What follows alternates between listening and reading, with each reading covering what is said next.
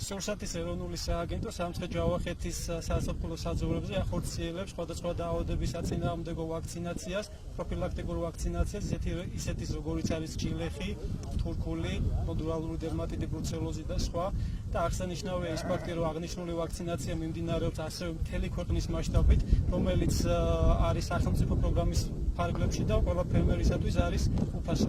ამ ღონისძიებების წარმატებით განხორციელებისათვის ძალზე მნიშვნელოვანია ის, რომ ფერმერებმა ითანამშრომლონ სურსათის ეროვნული სააგენტოს წარმომადგენლებთან, რათა ერთობლივი მუშაობით მიღწეული იქნას ეპიზოოტიური კეთილსაიმედოობა ქვეყანაში.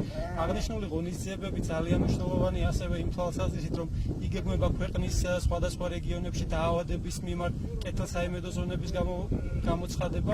სამცხე-ჯავახეთის რეგიონული სამმართველოს საზაფხულო საძოვრებზე და აგრეთვე დასახლებულ პუნქტებში სახელმწიფო პროგრამით ცხოველთა ჯანმრთელობის დაცვა და იდენტიფიკაცია რეგისტრაციის ფარგლებში მიმდინარეობს პროფილაქტიკური ვაქცინაცია სხვადასხვა დაავადებებზე.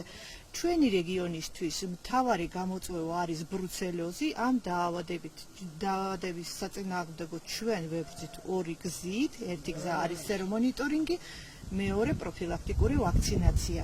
მიმართავთ ფერმერებს, რომ შეასრულონ სამცხე-ჯავახეთის რეგიონული სამმართველოს ინსპექტორების რეკომენდაციები და ითანამშრომლონ. ყველანაირად კმაყოფილი ვართ, რომ იცრება და ისა. მით უმეტეს ადრე პერიოდებში, როცა ვაქცინით ყურადღება, მაშინ სიკვდილიანობას ჰქონდა ადგილი. და ეხლა არა. ეხლა კარგახანია უკვე, რომ იშვიათია, რომ პირველ მოგდეს რაღაცა ეგეთი იქნება.